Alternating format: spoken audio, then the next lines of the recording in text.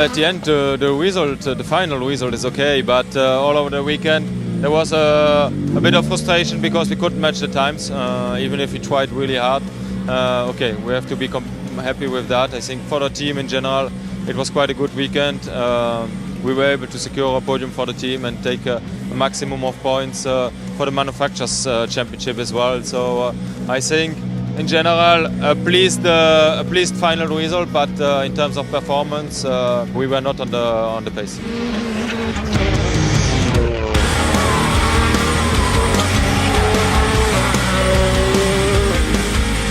A difficult weekend for everybody in Hyundai. We have struggling a little bit with the understeer and all the weekend, but okay, we'll try to work and to find this problem. And now I think third and fourth place at the end was not so bad for the points for the manufacturers, so we can take something positive in the weekend.